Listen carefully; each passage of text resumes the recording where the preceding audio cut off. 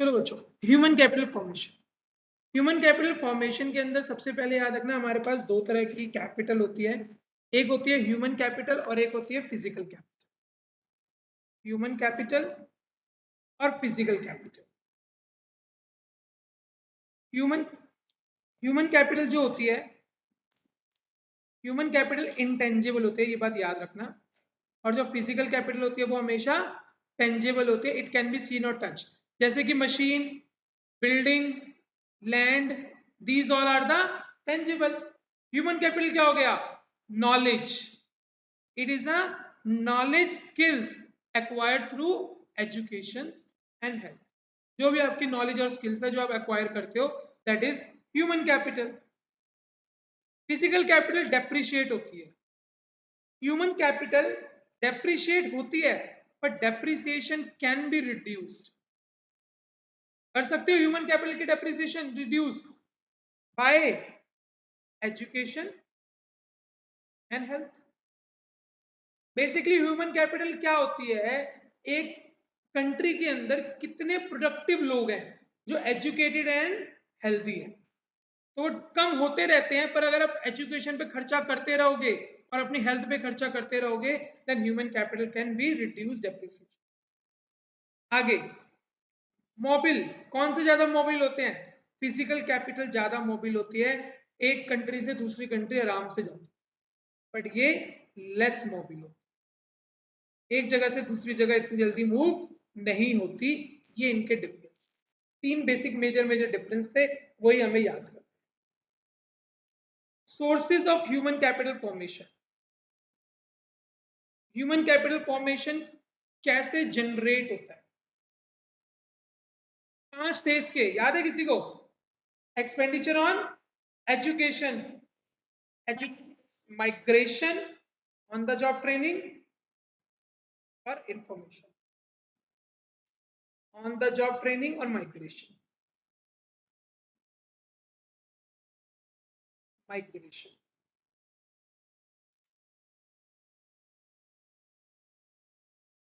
ये 5 होते थे हमारे। खर्चा करो एजुकेशन पे, खर्चा करो हेल्थ पे, गवर्नमेंट को माइग्रेशन के ऊपर भी खर्चा करना चाहिए, जॉब ट्रेनिंग पे भी करना चाहिए और इंफॉर्मेशन पे करना चाहिए। Expenditure on information. भाई सिंपल सी बात है, अगर एजुकेशन पे खर्च करेगा, जितने ज्यादा एजुकेटेड पीपल होंगे उतनी ज्यादा जीडीपी इंक्रीज होगी, उतनी ज्यादा कंट्री डेवलप होगी, ह्यूमन कैपिटल बढ़ेगी। अगर हेल्दी पीपल होंगे तभी ह्यूमन कैपिटल अच्छी होगी। माइग्रेट करेंगे, रूरल एरिया से अर्बन एरिया में आएंगे तो भी तो ह्यूमन कैपिटल डेवलप होगी। ठीक है ना? आप किसी अच्छी जगह जाते हो तो आप में डेवलपमेंट होती है। फिर on the job training, job करते करते ट्रेनिंग प्रोवाइड करना और इंफॉर्मेशन प्रोवाइड। जितनी ज्यादा आपको इन्फॉर्मेशन, आपको स्कोप के बारे में पता लगेगा, उतनी ज्यादा ह्यूमन कैपिटल डेवलप होगी। जैसे किसी पर्सन का किसी चीज में इंटरेस्ट है, बट उसको इन्फॉर्मेशन ही नहीं है कि ऐसा कोर्स भी होता है और इससे रिलेटेड जॉब्स भी होती हैं, तो वो डेवलप नहीं कर पाएगा, क्योंकि वो काम कर रहा होगा जिसमें उसका इंटरेस्ट नहीं हो। तो expenditure on education, health. Health के ऊपर भी हल्का सा लिख लो। हेल्थ में गवर्नमेंट 3 तरह से खर्चा कर सकती है: प्रिवेंटिव, क्यूरेटिव और सोशल। प्रिवेंटिव मेडिसिन क्या होती हैं? बिल्कुल, वैक्सीनेशन। कोविड होने से पहले जब आपको प्रिवेंट, कोविड से बचाने के लिए दिया गया, वो प्रिवेंटिव। क्यूरेटिव, ड्यूरिंग इलनेस जब आपको दवाइयां दी जाती है। सोशल, आपको हेल्थ लिटरेसी, 2 गज की दूरी है जरूरी। और कौन कौन से कैंपिंग है? बेटी पढ़ाओ बेटी बचाओ। और कौन कौन से हो सकते हैं? ये तो सोशल नहीं था, हेल्थ से रिलेटेड था। 2 गज की दूरी, मास्क है जरूरी, यही था बस सोशल। और कोई सुना है? पोलियो में 2 बूंद है जरूरी, ऐसी चलती थी। और कूलर वूलर में वो डालने के लिए क्या बोलते हैं, मिट्टी का तेल डालने के लिए बोलते रहते हैं, मलेरिया ना फैले। तो these are the social medicine. 3 तरह की होती है।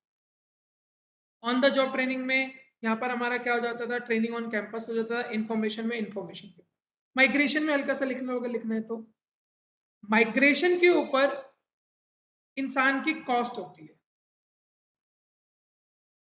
भाई जब भी कोई इंसान माइग्रेट करेगा, बिल्कुल, कॉस्ट ऑफ लिविंग इंक्रीज हो जाती है, पर जो कॉस्ट ऑफ लिविंग होती है ना वो लेस होती है then the increment in earning.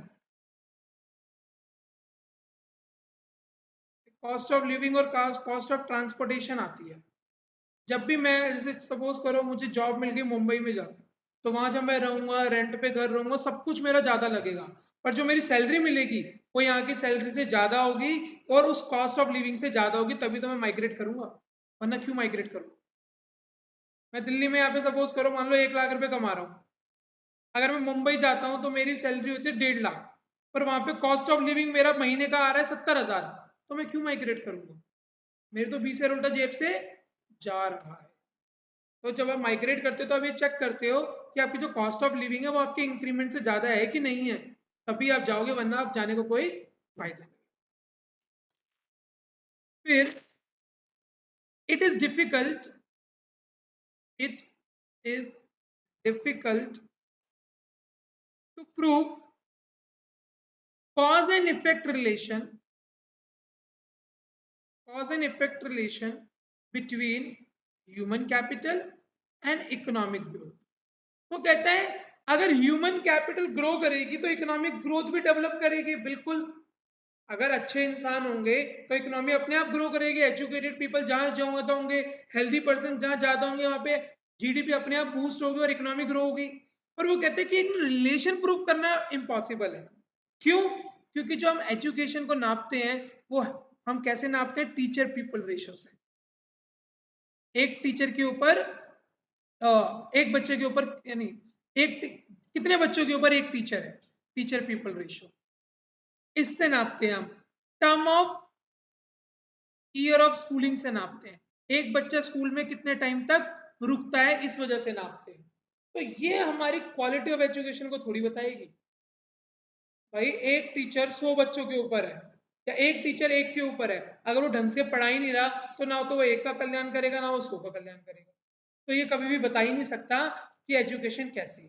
तो इसलिए इकोनॉमिक ग्रोथ को डायरेक्टली इंपैक्ट नहीं करता। उसके बाद दो वर्ड है, human capital and human development.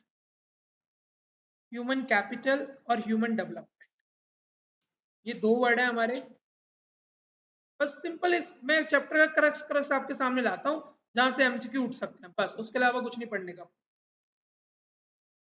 Human capital कहता है कि एजुकेशन एंड हेल्थ जो होगा वो सिर्फ प्रोडक्टिविटी इंक्रीज करने के लिए हमें करना चाहिए, ताकि एक कंट्री की प्रोडक्टिविटी इंक्रीज।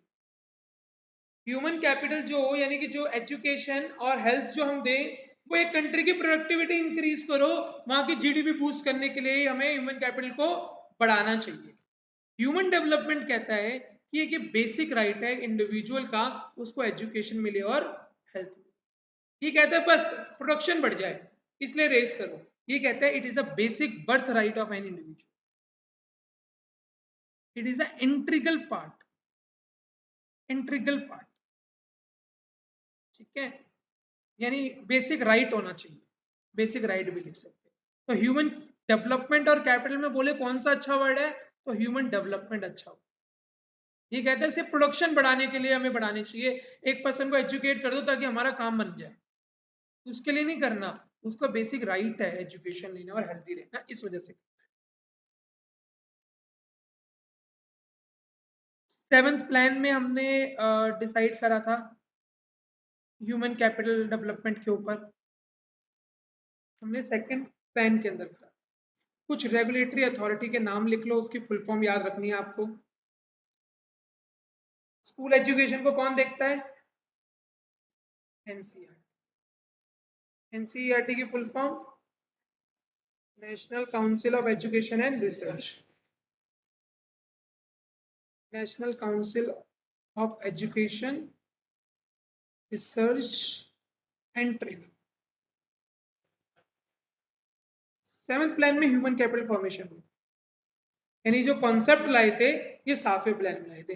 आपके, हाँ, आपके जितने भी चैप्टर्स है ना, पॉवर्टी कौन से प्लान में लाए थे, ह्यूमन कैपिटल कितने लाए थे, सस्टेनेबल डेवलपमेंट, जितने भी चैप्टर है उन सब के प्लान जरूर याद रखें। Research and training. और आपके कॉलेजेस को कौन देखता है? UGC, university grant commission. और एक जो स्पेशल टेक्निकल एजुकेशन को देखता है उसका नाम क्या था? AICTE, AICTE, all India council of technical education. Technical education को AICTE। कुछ हेल्थ के नाम लिख लो। हेल्थ में ICMR। बाकी मिनिस्ट्री ऑफ हेल्थ तो है ही, उधर मिनिस्ट्री ऑफ एजुकेशन है, ICMR है जो कि Indian council for medical research है। Indian council for medical research.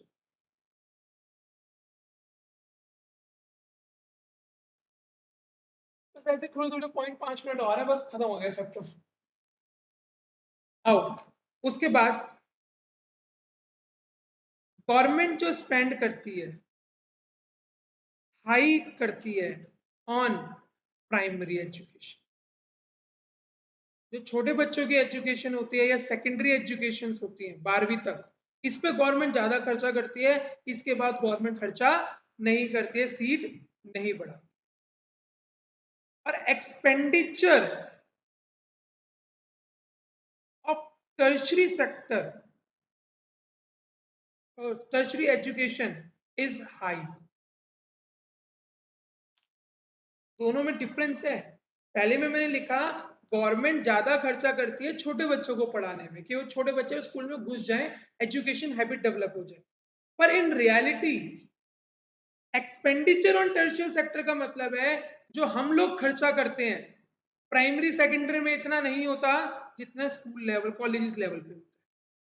पता ही लग रहा होगा प्राइवेट यूनिवर्सिटी में कितनी फीस जाती है, लाख रुपए से कम कोई लेता ही नहीं साल की फीस। तो टर्शरी सेक्टर में खर्चा ज्यादा होता है बच्चे का, गवर्नमेंट को वहां खर्चा करना चाहिए और सस्ता एजुकेशन प्रोवाइड करनी चाहिए। केजी यूकेजी में फीसें कितनी होती है, पेरेंट्स अफोर्ड कर सकते हैं प्राइवेट की, बट हायर लेवल पे पेरेंट्स नहीं कर पाते। तो रियलिटी में खर्चा जो ज्यादा है वो टर्शरी सेक्टर का है, और गवर्नमेंट कहाँ खर्चा ज्यादा कर रही है? Primary education. बिल्कुल हो सकती है, बहुत सारी चीजें हैं। हमारी जो लेटेस्ट एजुकेशन पॉलिसी आई है वो कौन से ईयर में आई है? 2020, याद रखनी है। न्यू एजुकेशन पॉलिसी जो आई है वो 2020 में आई है, लेटेस्ट न्यू एजुकेशन पॉलिसी 2020 आई।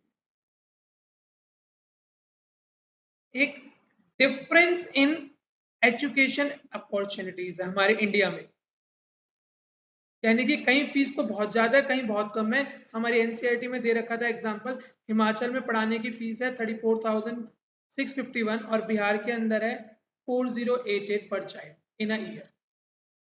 तो ये फीस चार्ट है। याद नहीं रखना, बस तुम्हें ये बताना चाहिए किस स्टेट भी, हिमाचल में बहुत ज्यादा है, बिहार में बहुत। स्कूल में पढ़ाने की एक स्टेट में कम है, एक स्टेट में ज्यादा है, ये डिफरेंस है हमारे इंडिया में। ओवरऑल सिमिलर पैटर्न नहीं है फीस का, ये बताना चाह रहे हैं। दिल्ली में तो और ज्यादा है फीस, हिमाचल में महंगे महंगे स्कूल है बिल्कुल। आजकल तो ऐसे पेरेंट्स भी ऐसे, देहरादून में दून स्कूल हो गया, शिमला में भी बड़े, हाँ एक स्कूल है बहुत बड़ा, उनकी फीसें बहुत ज्यादा तो वो कंपेयर करना चाह रहे हैं, ये बताना चाह रहे हैं। आ जाओ, एक कमेटी बनी थी तापस मजूमदार कमेटी, इसका नाम याद रख लेना, यहाँ से क्वेश्चन रेज हो सकता है। इसने गवर्नमेंट को बोला था 1998 के आसपास, किस, बिल्कुल 6% of GDP should be spend on education, और फ्री एजुकेशन देनी चाहिए 6 से 14 ईयर्स तक के बच्चों की। गवर्नमेंट ने इनकी बात सुनी, 2009 में राइट टू एजुकेशन लेके आया, ईयर याद रखना ये वाला, राइट टू एजुकेशन लेके आया। मिड डे मील भी लाए थे, बिल्कुल। मिड डे मील का डेट अभी बताता हूँ, याद करनी पड़ेगी। 1995, 2005 को या 1995 को, मेरे हिसाब से 1995 है। Mid day meal scheme started in 1995 1995 में लाए थे mid day meal. Right to education हमारा 2009 के अंदर आया था और इसमें यह भी था कि 2% एजुकेशन सेस भी लगेगा, 2% भी याद रखना है एजुकेशन सेस। आपकी सैलरी जितनी भी होती है उस पर 2% गवर्नमेंट लेती है एजुकेशन सेस। सेस होते हैं टैक्स ऑन टैक्स, ये भी बता देता हूँ। टैक्स के ऊपर जो टैक्स लगता है दैट इज कॉल्ड सेस। फिर उसके बाद कुछ डाटा है, मैं डाटा बिल्कुल याद नहीं करवाऊंगा तुम्हें, सब छोड़ दो डाटा। फुल फॉर्म एक दो लिखवा देता हूँ। Gross enrolment rate, gross enrolment rate होता है कितने बच्चे रजिस्टर कर रहे हैं एजुकेशन के लिए in the primary, for the primary education. Literacy कितनी है हमारी ओवरऑल, लिटरेसी कितनी है टोटल, 74 है टोटल। सबसे ज्यादा कहां पर, केरला 94, सबसे कम बिहार 63.8। यूपी में सबसे ज्यादा पॉपुलेशन है, वो अलग बात है, अब हो गया है वो ठुकरा के मेरा प्यार वाली पिक्चर जब से आई है। हाँ हाँ सारे वही होते हैं। हाँ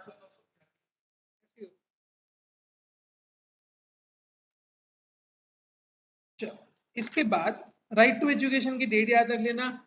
एक अपनी बुक खोलोगे ना उसमें भी कुछ डेट्स हैं, उसमें से मैं इंपॉर्टेंट वाली लिखवा देता। गवर्नमेंट की जो स्कीम आई थी, एक सर्व शिक्षा अभियान आया था, सर्व शिक्षा अभियान 2001, सर्व शिक्षा अभियान 2001 में आया था। इसने मिड डे मील बोला था तो वो भी लिख लो, मिड डे मील 15 अगस्त 1995 को आया था। बस इतना ही ठीक है। उड़ान आया था, गिविंग विंग्स टू गर्ल, इसके अंदर हायर एजुकेशन के लिए गर्ल्स के लिए था उड़ान। उड़ान जो था बेसिकली इंजीनियरिंग के लिए था, आईआईटी की तैयारी करने के लिए और जेई की तैयारी करने के लिए ये स्कीम लॉन्च करी उड़ान। चलो इतना ही था। आओ क्वेश्चन जल्दी से स्टार्ट करते हैं। पेज नंबर 135, 5 से 10 मिनट में क्लास करो। शाबाश, प्लान बना के आए थे कि लेनी नहीं आज इंडियन इकोनॉमिक्स से क्लास। कर लो कर लो, इसका शेयर आर्यन तुम्हारी मदद कर, आर्यन दोस्त की मदद कर।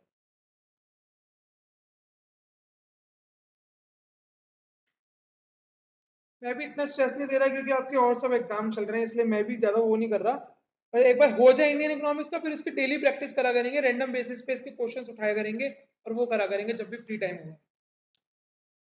क्वेश्चन नंबर 1 देखो, page number 135, question number 1। Aryan आ जाओ जल्दी से, क्वेश्चन रख दो उसे, 5 मिनट की बात है।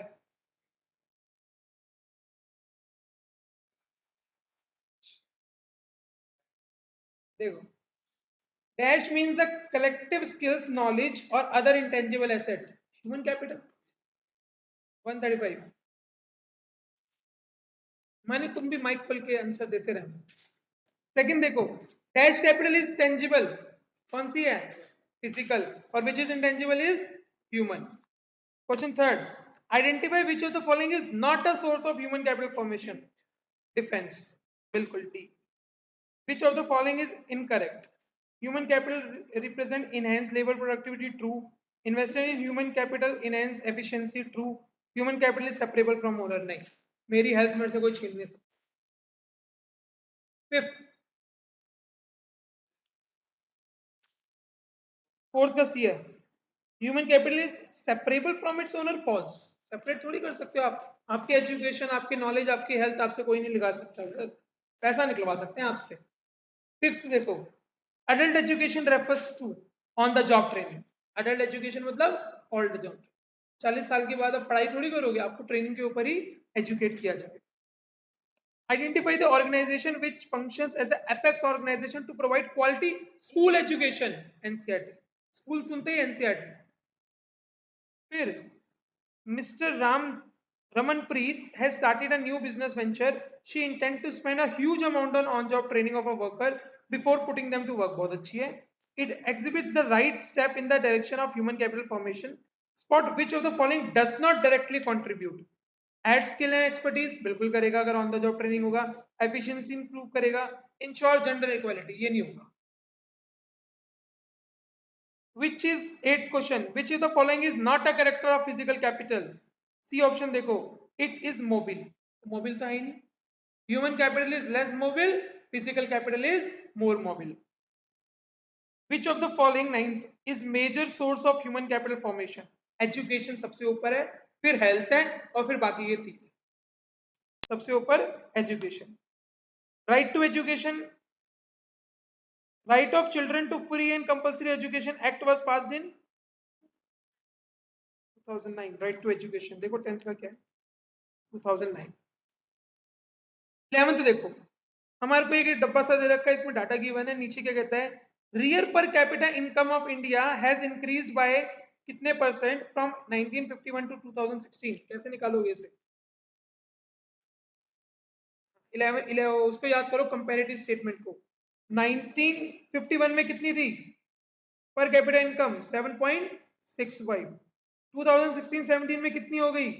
77.65. ऑन एन एवरेज कितने परसेंट इंक्रीज हो गई? 70. तो 70/7 इंटू 100 ऐसे करते हो तो 1000 के आसपास इंक्रीज हुई है. 1015 ऑप्शन आ गया बी. क्लियर है ना? ऐसे निकालते थे ना, इतनी थी इतनी आई.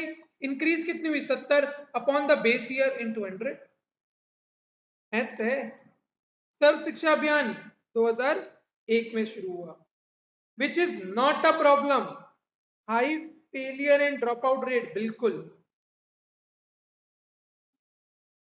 Universalization of elementary education.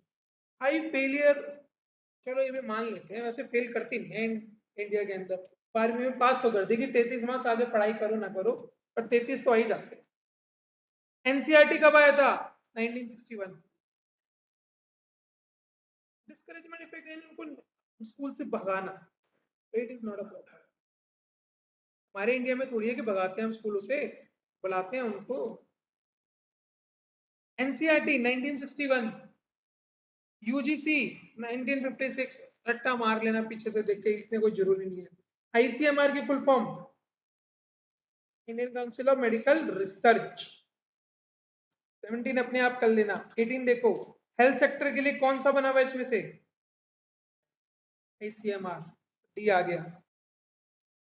Dash is a source. 19. Dash is a source of human capital formation as a return of such expenditure in the form of enhanced labor productivity is more than the cost of it.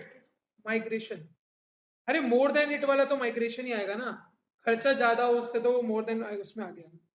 फिर कौन से plan में आया था ये human capital का बात? 7. एक तो और कर लो. कैब तो नहीं है ना अभी? कैब नहीं आई ना यार, लपेटिंग लग रही थी. जाओ आगे देखो. Education commission has recommended dash 6% of GDP. पर तुम्हें जाना है तो जाओ, 2-3 क्वेश्चन और कराऊंगा. कौन सी कमेटी बनी थी 24 में? देखो कौन सी कमेटी बनी थी? तापस मजूमदार कमेटी बनी थी. हाँ? कब बनी थी? बताया तो था मैंने अभी. तापस मजूमदार ये रहा 1998. 1998 को ज्यादा बोला जाता है 9 की जगह. फिर 26 देखो. The vaccination campaign introduced by the government of India to prevent the spread of COVID-19 is an example of preventive. Social भी हो सकता है, वैसे प्रिवेंटिव ज्यादा अच्छा है. देखो क्या दे रखा है? प्रिवेंटिव, क्योंकि उसने कैंपिंग लिखा है. कैंपिंग सोशल भी आ सकता है. आप कैंपिंग चला रहे हो, कोई नहीं. 27. Investment in skill expertise and knowledge is increasing capital formation. Skill knowledge,